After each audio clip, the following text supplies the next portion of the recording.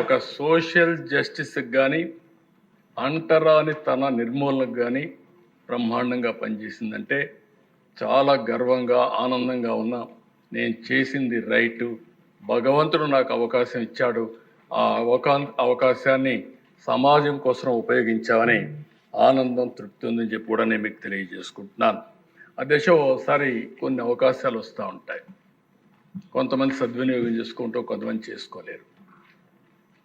నేను ఎప్పుడూ ఒకటే అంటాను, ఈరోజు మీరు చూసే దశ first time Balayogi east Godavari జిల్లాలో పుట్టిన వ్యక్తి. ఆయన టాలెంట్ చూసాం, మీరు కూడా ఉన్నారు. ఎన్డీఏ ప్రభుత్వంలో స్పీకర్గా పెట్టుకోమని ఆనాటి ప్రభుత్వంలో వాజ్పేయి గారు రిక్వెస్ట్ చేస్తే రెండు ప్రభుత్వాలకు కూడా సయోధ్య ఉండాలి, కనీసం మీరు మంత్రులు తీసుకోకపోతే పోయారు, ఒక స్పీకర్ని తీసుకోమని తెల్లవారితో నిర్ణయం చేసి ఆయనకు ఇన్ఫార్మ్ చేశాం. మొట్టమొదటిసారిగా లోకసభ స్పీకర్గా ఒక దళితుడిని చేసిన పార్టీ తెలుగుదేశం పార్టీ. బ్రహ్మాండంగా రాణించాడు. గోదావరి ట్రైన్లో వచ్చి నా దగ్గరకు వచ్చినాక ఫ్లైట్ ఎక్కిపోతానంటే నువ్వు వెళ్ళమని చెప్పిన తర్వాత ఢిల్లీలో ఫ్లైట్లో ఉన్నాడు.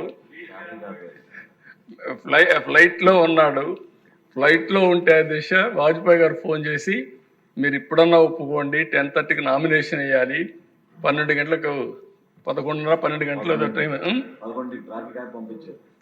టైం కూడా అయిపోతుందంటే అప్పుడు నేను అన్నాను ఓకే నేను చెప్తానని చెప్పి మళ్ళీ ఫోన్ చేసి ఓకే అండి బాలయోగి గారికి ఇస్తున్నా అని చెప్పి బాలయోగి గారు ఫ్లైట్లో ఉంటే ఎర్రంనాయుడు గారికి ఫోన్ చేసి పిఎం గారు అని ఇది చేశారు, మీకు ట్రాఫిక్ అంతా కూడా క్లియర్ చేస్తారు, ప్రత్యేకమైన లైన్ ఇస్తారు, ఇమ్మీడియట్ దిగతానే తీసుకుపోయి నామినేషన్ ఇప్పించమంటే ఎగ్జాక్ట్గా 5 నిమిషాలకు ముందు పోయి నామినేషన్ వేశారు అధ్యక్ష. బట్ ఒక దళిత ఒక ఎస్సీ బిడ్డ బ్రహ్మాండంగా రాణించి మొత్తం దేశమంతా కూడా మెప్పించే స్థాయికి ఎదిగారంటే అదే తెలుగుదేశం పార్టీ, తెలుగు గడ్డ గర్వపడుతుందని చెప్పి కూడా నేను మీకు తెలియజేసుకుంటున్నాను. ఇదే మరుగా దేశ 99లో మీరు కూడా ఉన్నారు, మీరు కూడా మంత్రి. ఆ రోజు ప్రతిభా భారతి గారిని స్పీకర్ చేశాం. ఒక మహిళ, ఒక దళిత మహిళని స్పీకర్ చేస్తే ఏ విధంగా ఉంటుందో ఆలోచించి మనం చేశాం. ఆ రోజు కూడా మీరు చూస్తే తెలుగుదేశం పార్టీ మొట్టమొదటిసారిగా ఒక దళిత మహిళని అసెంబ్లీ స్పీకర్ చేసిన ఘనత కూడా మనకు దక్కింది అధ్యక్ష. ఇంకొక పక్క అధ్యక్ష, ఆ రోజు ఈ రెండే కాకుండా కాకి మాధవరావు ఎవరు అంతవరకు ఎస్సీలు చీఫ్ సెక్రటరీ కాలేదు, అవుతారని కూడా ఊహించుకోలేదు వీళ్ళు. కానీ ప్రమోట్ చేయడమే కాకుండా కాకి మాధవరావు గారిని చీఫ్ సెక్రటరీ చేసి మళ్ళీ ఏదైతే పంచాయతీరాజ్ లోకల్ బాడీ ఎలక్షన్స్ కోసం స్టేట్ ఎలక్షన్ కమిషనర్గా చేసాం అధ్యక్ష. ఇంకో పక్క అధ్యక్ష అదృష్టం ఒకసారి ఎన్టీ రామారావు గారు నేషనల్ ఫ్రంట్ చైర్మన్గా ఉన్నప్పుడు అంబేద్కర్ గారికి భారతరత్న వచ్చింది. ఆయన కృషి మనం ఎప్పుడు మర్చిపోలేమని చెప్పి. ఇంకొకటి అధ్యక్ష మీరు ఒకసారి చూస్తే మళ్ళీ ఎన్డీఏ గవర్నమెంట్లో అంబేద్కర్ గారి ఫోటో పార్లమెంట్లో పెట్టే పరిస్థితికి వచ్చింది. అంటే ఇవన్నీ కూడా ఒకసారి జరిగినప్పుడు మనకు కూడా ఒకసారి తృప్తి, ఒక సాటిస్ఫాక్షన్, మనం కూడా భాగస్వాములు అని చెప్పి ఆనందం అధ్యక్ష. ఇంకో పక్క అధ్యక్ష కేఆర్ నారాయణన్, నేను యునైటెడ్ ఫ్రంట్ చైర్మన్గా కన్వీనర్గా ఉన్నప్పుడు కేఆర్ నారాయణ గారిని ప్రపోజ్ చేసి ఒక ఎస్సీని రాష్ట్రపతి చేసిన ఘనత కూడా ఆ రోజు తెలుగుదేశం పార్టీకి యూఎఫ్కి దక్కింది అధ్యక్ష. అప్పుడు కాంగ్రెస్ కూడా సపోర్ట్ చేసే పరిస్థితికి వచ్చారు. అబ్దుల్ కలాం అధ్యక్ష, అబ్దుల్ కలాం గారిని ఈ దేశం ఎప్పుడూ గుర్తుపెట్టుకుంటుంది. అలాంటి వ్యక్తిని వాజ్పేయి గారి సహకారంతో ఎన్డీఏ గవర్నమెంట్లో ప్రెసిడెంట్ ఆఫ్ ఇండియా చేసిన ఘనత కూడా మనకు దక్కుతుంది. మన రోల్ ఉంది, దానికి గర్వపడుతున్నాం అధ్యక్ష. వీళ్లే కాకుండా అధ్యక్ష ఈరోజు నరేంద్ర మోడీ గారిని కూడా మీరు ఒకసారి ఆలోచిస్తే ప్రధానమంత్రిగా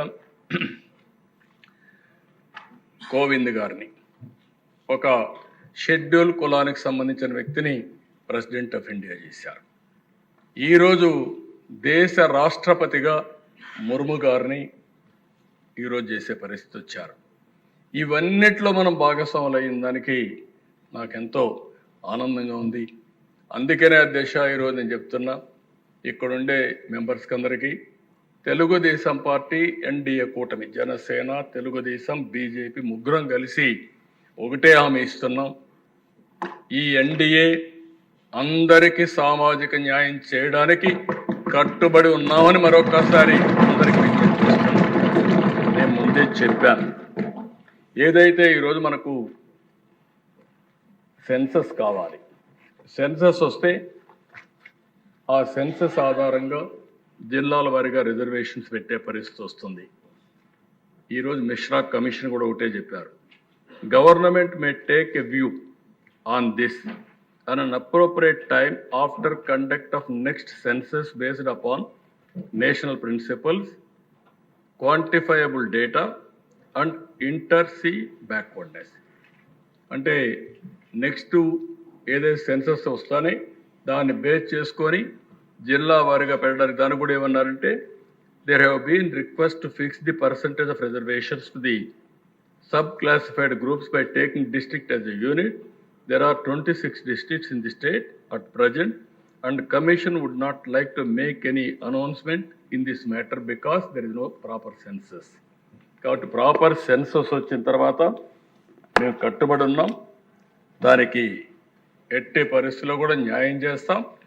ఈ ప్రభుత్వం సామాజిక న్యాయం జరగాలని, అందరికీ న్యాయం చేయాలనే ఉద్దేశంతోనే ఈ ప్రభుత్వం ముందుకు పోతున్నామని చెప్పి కూడా నేను మీకు తెలియజేస్తున్నాను.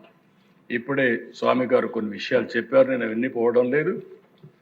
గడచిన ప్రభుత్వం 5 ఏళ్లలో ఒక్క పైసా ఖర్చు పెట్టకపోతే, ఈ ప్రభుత్వానికి ఆర్థిక ఇబ్బందులున్న ఎస్సీల కోసం 804 కోట్ల అవుట్లేతో 340 కోట్ల రూపాయలు సబ్సిడీతో, గవర్నమెంట్ గ్రాంట్తో ఎకనామిక్ సపోర్ట్ స్కీమ్స్ తీసుకొచ్చాం. సబ్ ప్లాన్ పూర్తిగా రద్దయ్యే పరిస్థితి వచ్చింది. 14-19 సబ్ ప్లాన్ పర్ఫెక్ట్గా అమలు చేశాం.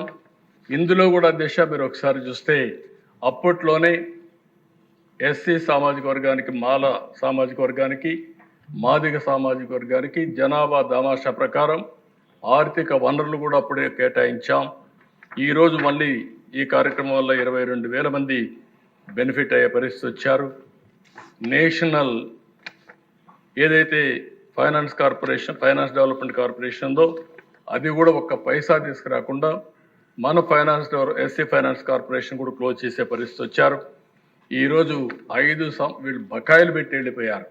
ఆ డబ్బులు కట్టకపోతే డబ్బులు ఇవ్వమంటే 5 సంవత్సరాల్లో పాత బకాయిలు చెల్లిస్తామని అగ్రిమెంట్ ఇచ్చి, ఎంఓ ఇచ్చి, ఒక ఎంఓ వాళ్ళ డబ్బులు కూడా కట్టి మళ్ళీ డబ్బులు రెగ్యులరైజ్ చేశాం. దీనివల్ల చాలా వరకు మళ్ళీ ఎస్సీలకు న్యాయం జరిగే పరిస్థితి వస్తుంది. కొంతమంది రిక్వెస్ట్ చేశారు, ఇప్పుడే మాల సామాజిక వర్గానికి చెందిన వారు కానీ, మాదిగ సామాజిక వర్గానికి చెందిన వారు కానీ ఆర్థికంగా కూడా పైకి తీసుకొచ్చే కార్యక్రమాలు ఇమ్మని చెప్పి కోరారు. ఈ ప్రభుత్వం కట్టుబడి ఉంది. ఓసారి వాళ్ళ కుల వృత్తుల వల్ల కొన్ని పనులు ఇచ్చే అవకాశం ఉంటుంది. ఏమేం చేయాలని నేను ఆలోచించి తప్పకుండా దీనికి శ్రీకారం చుడతామని చెప్పి కూడా మాల సామాజిక వర్గానికి కానీ, మాదిగ సామాజిక వర్గానికి కానీ, రెల్లి సామాజిక వర్గానికి కానీ, కడాన బుడగ జంగం సభ్యులకు కూడా విజ్ఞప్తి చేస్తున్నాను అధ్యక్ష.